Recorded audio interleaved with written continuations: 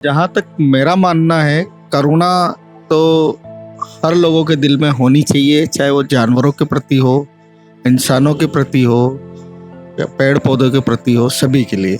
क्या अपन भगवान के लिए कुछ कर सकते हैं? वो भगवान है। अपना बकरा काटने से या अपनी बलि देने से भगवान कभी खुश नहीं होगा। भगवान के लिए जो सृष्टि बनाई है वो सारे उनके बच्चे हैं। हेलो सर, गुड इवनिंग, सत श्री अकाल। तो व्यूअर्स, अभी मैं एक्चुअली डिनर के लिए निकला था। और सर जी, क्या नाम है आपका ढाबा का? धर्मेंद्र अरोड़ा नाम है मेरा। अरोड़ा रेस्टो के नाम से मेरा रेस्टोरेंट है। और तो इसी रेस्टोरेंट में मैं डिनर के लिए आया हूँ। तो सर जी से बात किया। वो रेस्टोरेंट चलाते हैं, सिख कम्युनिटी से है, जहाँ पे वेज और नॉन वेज दोनों चलता है। बट सर जी का जो रेस्टोरेंट है वो वेजिटेरियन है, प्योर वेज है। तो मैंने सोचा कि उनके साथ भी एक पॉडकास्ट बना ले, उनके दिल की बात सुन ले। तो सुबह I had visited a Muslim family, Islamic interaction towards compassion relating to the sentience of the world, वो मैंने रिकॉर्डिंग किया था। अभी सर जी मिले, अरोड़ा साहब जी, तो उनके साथ हम थोड़ी देर बात करते हैं। जैसे कि अपना टफर का पॉडकास्ट सीरीज होता है, 3 segments: compassion, food habits and animal sacrifice. वो तीनों के ऊपर मैंने सर जी से कोई डिस्कशन नहीं किया, बस बता दिया कि ये 3 चीज़ों के ऊपर मैं आपको पूछूंगा, तो वो अपने दिल की बात ही बताएंगे। उन्होंने मेरे से डिस्कस भी नहीं किया कि मुझे क्या आंसर देना है। बोले ठीक है सर, मैं आपके लिए 30 मिनट्स निकल सकता हूँ। अपना बिजी शेड्यूल, अभी डिनर का टाइम है, रेस्टोरेंट में बहुत भीड़ है, फिर भी वो मेरे साथ 30 मिनट स्पेयर करने के लिए कमिट किए। तो let's start, let's welcome mister DK Arora, proprietor founder of Arora resto. Arora restro. तो सर, मैं टफार की तरफ से हूँ। टफार मतलब teachers association for animal rights. हम एनिमल राइट्स पर काम करते हैं सर। बेजुबान जानवर जो कि अपना दुख दर्द बोल नहीं पाते हैं, हमसे कुछ सपोर्ट का, कुछ करुणा का उम्मीद रखते हैं, उनके लिए हम सचमुच में वो करुणा का जो लेवल वो दिखा नहीं पाते हैं। बहुत सारे एग्जाम्पल से मैं बताऊंगा क्या। तो मैं आपसे जानना चाहता हूं, आपके हिसाब से, आपके धर्म के हिसाब से, आपकी गुरुओं की वाणी के हिसाब से, आपके गुरु ग्रंथ साहिब के हिसाब से, जीव जंतु जो उसी भगवान की सृष्टि है, उनके लिए हमारा करुणा रहना चाहिए, नहीं रहना चाहिए? अगर रहना चाहिए तो कैसे रहना चाहिए? उसके ऊपर जो आपके मन की बात वो आप हमसे शेयर करिए प्लीज। सत श्री अकाल जी। जहाँ तक मेरा मानना है, करुणा तो हर लोगों के दिल में होनी चाहिए, चाहे वो जानवरों के प्रति हो, इंसानों के प्रति हो या पेड़ पौधों के प्रति हो, सभी के लिए। हमारे गुरु साहब कहते हैं, नानक नाम चढ़ती कलाम सर्वदा भला। तो सबका भला होना चाहिए। रही बात नॉनवेज वाली बात जो सर बता रहे हैं, खाना चाहिए नहीं चाहिए, वो डिपेंड करता है। नहीं सर, हमारा पहला सेगमेंट है कि करुणा, दूसरा सेगमेंट में हम खाना पे आएंगे जी। तो उसके अंदर करुणा तो सबके लिए होनी चाहिए। आपने देखा होगा, हमारा सिख समाज हर बार लंगर करता है, उसमें जानवरों के लिए भी करता है, पशु पक्षियों के लिए भी करते हैं, इंसानों के लिए भी होता है। तो करुणा के लिए तो हमेशा दिल खुला होना चाहिए, अच्छे से करना चाहिए। Thank you. तो जैसे कि सर, ये सवाल इसलिए उठ रहा है कि हम अपने धर्म के हिसाब से अगर माने तो हम अम्बे माता के दर्शन के लिए जाते हैं। खुद पहाड़ चढ़ नहीं सकते, बट हमको पुण्य कमाना है तो हम खच्चर की पीठ में बैठ के जाते हैं। वो जानवर को तकलीफ दे के हम पहाड़ चढ़ते हैं। ये कहाँ तक सही है? बैल को खेती में काम करवाते हैं जिसका कोई लिमिट नहीं रहता। ये कहाँ तक करुणा है? रास्ते में दिखता हूँ टांगे में सब्जी बेचने वाले सब्जी लेके जा रहे हैं, लोग बिठा के ट्रांसपोर्ट कर रहे हैं। वो घोड़ा या घोड़ी या खच्चर जो भी है उससे संभाला नहीं जा रहा है, बट उससे हम काम करवाते हैं। गर्मी का मौसम आ गया, हम एसी लगा के कूलर को लेके हम अंदर सो गए, बैठ गए, ठंडा पानी पी लिए। बाहर वो लोग घूम रहे हैं, उनके लिए पानी का व्यवस्था नहीं है, भूखे प्यासे मर रहे हैं। ये सबको मैं करुणा की कैटेगरी में लाना चाहता हूं। इसके ऊपर आप क्या बोलेंगे सर? तुषार सर, देखिए, जहाँ तक आपने बताया घोड़ा है, खच्चर है, माता के मंदिर जा रहे हैं, पहला तो मैं ये कहूँगा जैसे माता के मंदिर जा रहे हैं तो कण कण में भगवान है। अपनी श्रद्धा नहीं है, नहीं जा सकते तो किसी को परेशान ना करें। हाँ, ऑब्वियसली जैसे खच्चर है, किस चीज़ के लिए बना है? आप बात करेंगे, अगर मैं बात करूँ तो पुराने ज़माने में हॉर्स का यूज़ करते थे अपन ज़्यादा। हॉर्स किस लिए होता है? सवारी करने के लिए ही होता था। इसका मतलब ये नहीं कि आप हॉर्स की कैपेसिटी एक जने की है तो आप एक जने को लेके वो जा सकता है, वो उसका काम है। ऊपर वाले ने उसको इसीलिए बनाया कि वो ट्रांसपोर्टेशन के लिए अपने को पहले बैलगाड़ी यूज़ करते थे। बैलगाड़ी में उतना ही लोड करे जितना वो इजी वे में सर्वाइव कर पाए। आज सपोज करिए कोई गाड़ी है जिसकी कैपेसिटी कितनी है, उसके अकॉर्डिंग ही उसमें लोड करते हैं अपन। उसमें ओवरलोड करेंगे तो वो उसके लिए अपन उसको दंड दे रहे हैं, ये मान सकते हैं अपन। उसकी कैपेसिटी के अकॉर्डिंग जो पुराना सिस्टम बना हुआ है वो अपन यूज़ करेंगे तो वो उसके लिए सही है। मेरा मानना यहाँ तक जहाँ तक है वो ये, उसकी कैपेसिटी के अकॉर्डिंग अपन उसको लोड देंगे तो वो सही है। वन सेकेंड सर जी, मैं आपको थैंक्स बोलूँगा कि इतना टाइम आप ये भिड़ी टाइम में मुझे शेयर कर रहे हैं। बट जो भी हम कर रहे हैं इसके लिए कर रहे हैं, ना इसमें मेरा कोई स्वार्थ है। लोग जागरूक होंगे। सर, बहुत अच्छा काम कर रहे हैं आप। आपका टफर बहुत अच्छी सोच है आप लोगों की, ये होना चाहिए। ओनली एनिमल्स के लिए नहीं। आजकल का अगर मैं बात करूं तो अभी जस्ट मैंने बोला था मदर फादर को फैमिली की तरह है, अपने जानवर भी अपनी फैमिली की तरह, पर आजकल वो चीज़ ख़त्म है। बच्चे माँ बाप को छोड़ के फॉरेन चले जाते हैं, वृद्धाश्रम में डाल देते हैं। कई केस मैंने ऐसे देखे, कमरे में बंद करके चले गए।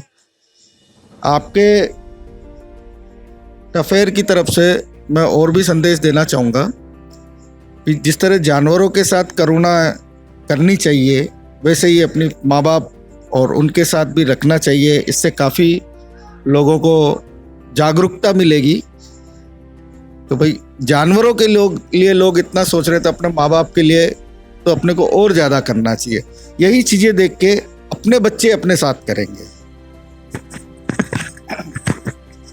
धन्यवाद साहब जी, आपने जो बोला इसके लिए मैं खुशी भी हूँ और दुखी भी हूँ, क्योंकि हम इंसान कि आपके मन में ये चीज आया, ये बहुत बड़ी बात है, इसलिए खुश हूँ। दुखी इसलिए हूँ कि हम इंसानों को आज ये बताना पड़ रहा है कि अपने पेरेंट्स का केयर लो। इससे बड़ा मजाक तो और कुछ हो नहीं सकता।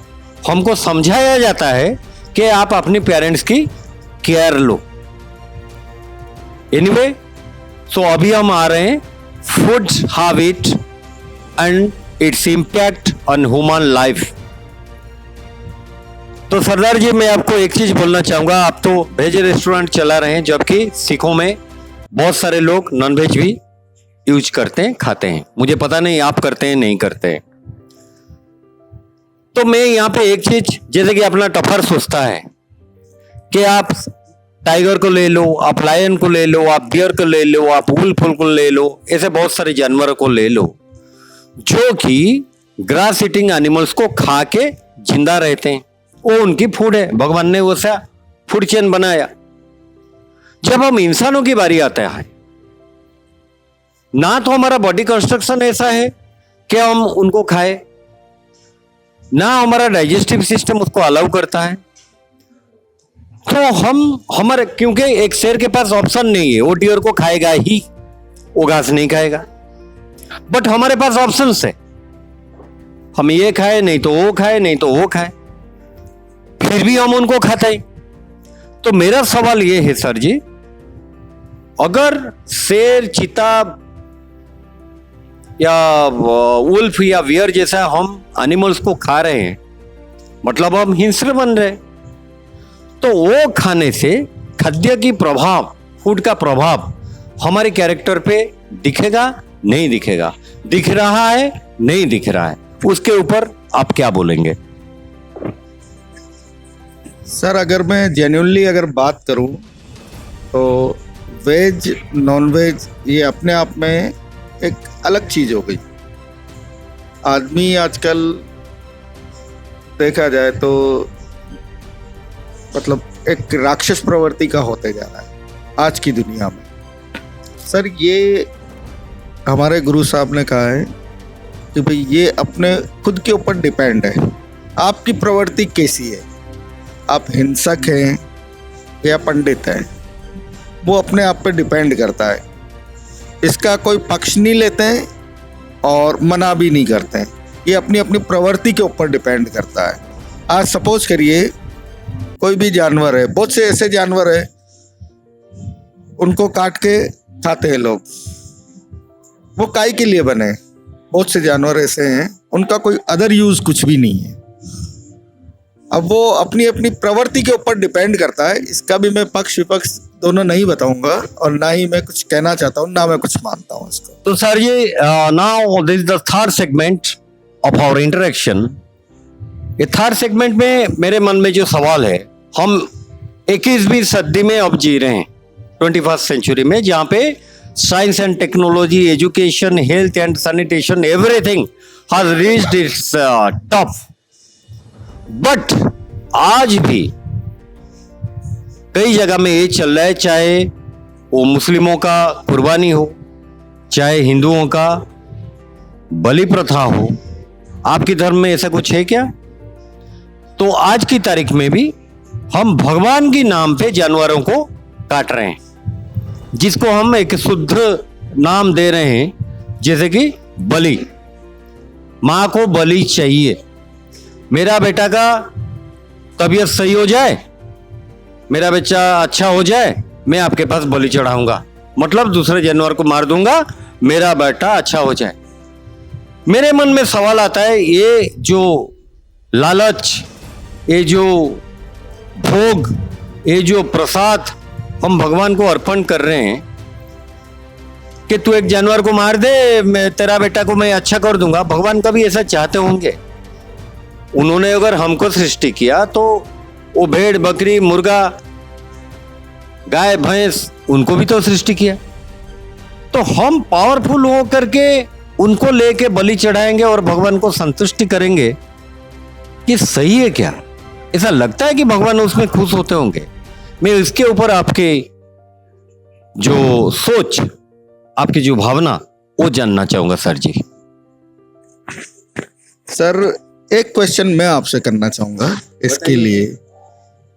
अब लोग बोलते हैं कि भगवान को बलि दो उधर, है ना, भगवान के लिए ये करो, मैं भगवान के प्रसादी करूंगा, भगवान के लिए ये करूंगा, वो करूंगा। क्या अपन भगवान के लिए कुछ कर सकते हैं? वो भगवान है। अपना बकरा काटने से या अपनी बलि देने से भगवान कभी खुश नहीं होगा। भगवान के लिए जो सृष्टि बनाई है वो सारे उनके बच्चे हैं।